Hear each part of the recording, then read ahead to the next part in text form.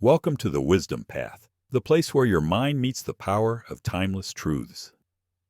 Today's story is for anyone who's ever felt stuck, too comfortable, or afraid to take the next big leap.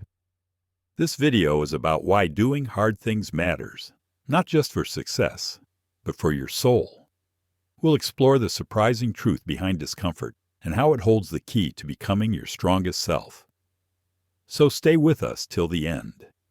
And if this message speaks to you, don't forget to subscribe to the Wisdom Path for more wisdom week by week.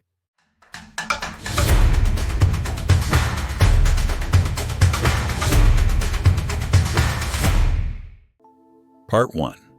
Why Growth Begins Where Comfort Ends. Lesson 1. The Discomfort Signal. Let's start with something we all know but often ignore. Growth doesn't happen inside comfort zones. It begins just beyond them. Imagine this. You're in a warm, cozy room. Everything's familiar. Nothing is challenging. It feels nice, but it also feels small. You can't grow here. Now picture stepping outside into the cold.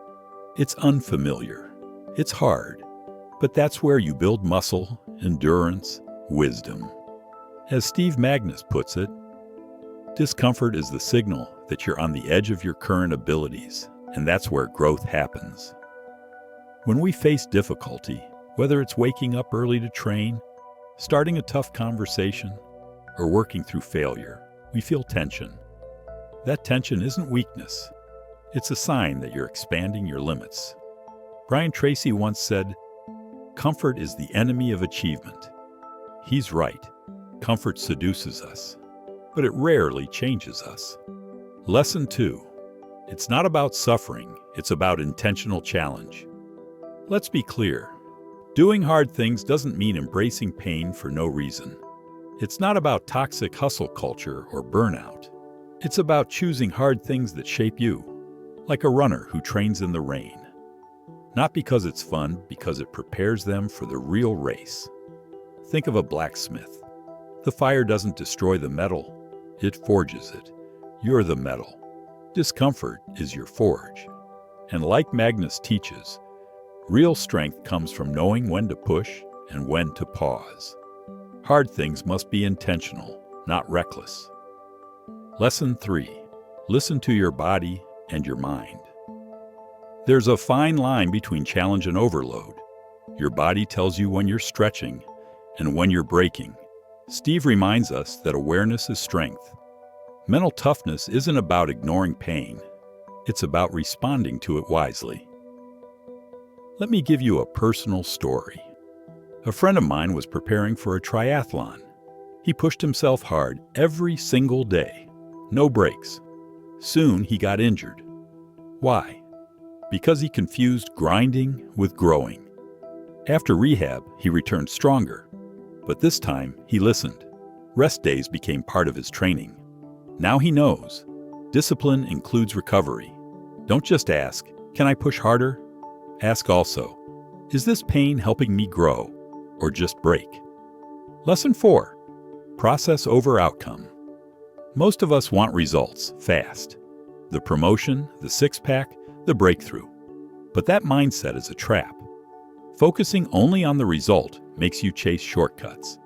And when things get hard, you give up. Instead, fall in love with the process. It's like planting a tree.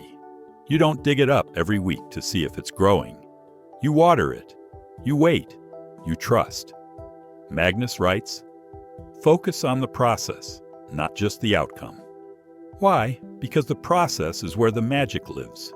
Success doesn't happen overnight. It happens daily, in quiet moments of courage no one sees. Wrap up Part 1. Today, we explored the first 4 keys to doing hard things. Discomfort is your signal, not your enemy. Choose your hard things wisely.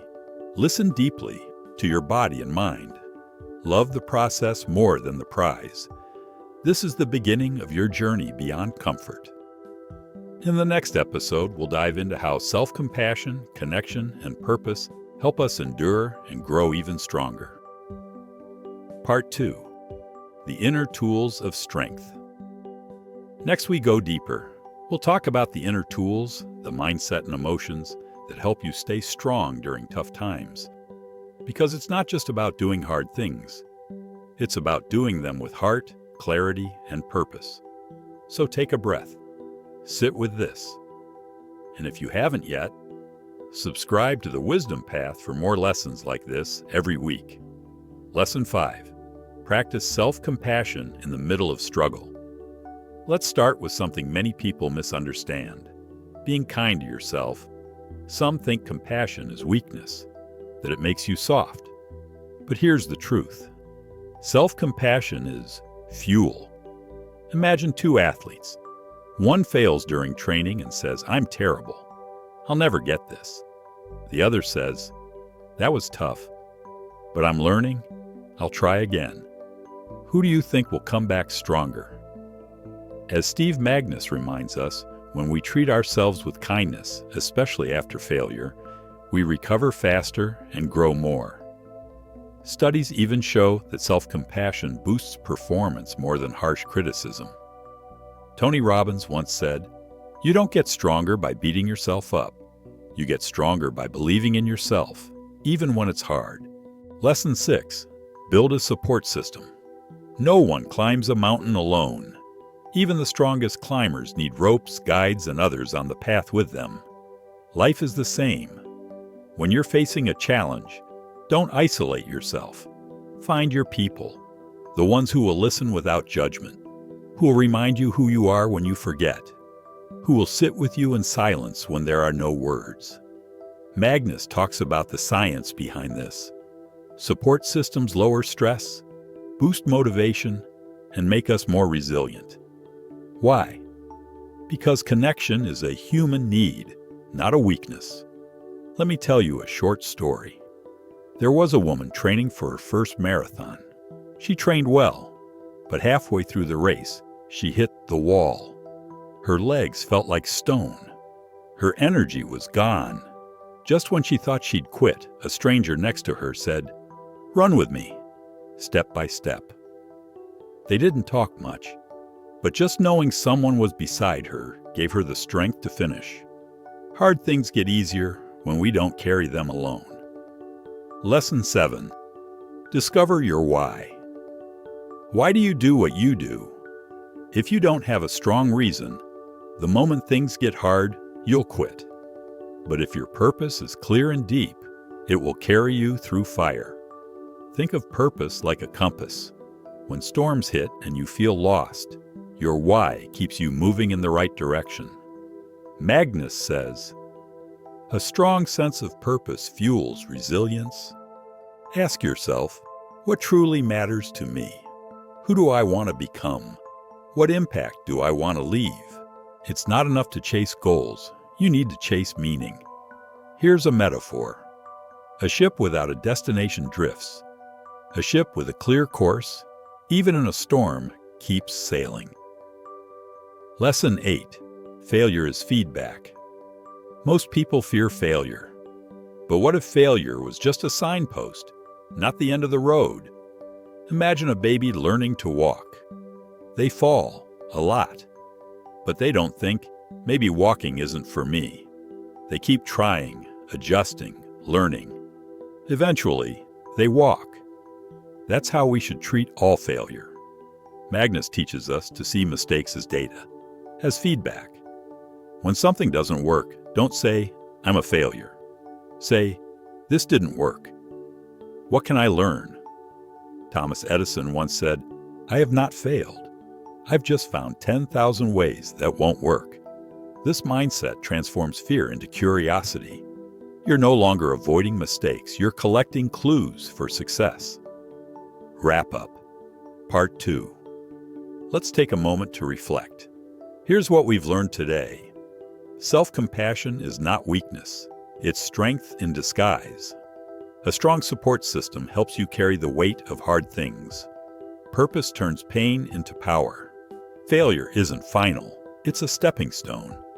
The more we build these inner tools, the more prepared we are for the challenges that shape us. Part 3. The final pillars of real strength. In our final part, will uncover the last pillars of resilience. These are the deeper, often quieter tools: self-awareness, patience, and persistence.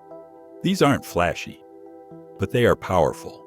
They build unshakable strength, the kind that lasts.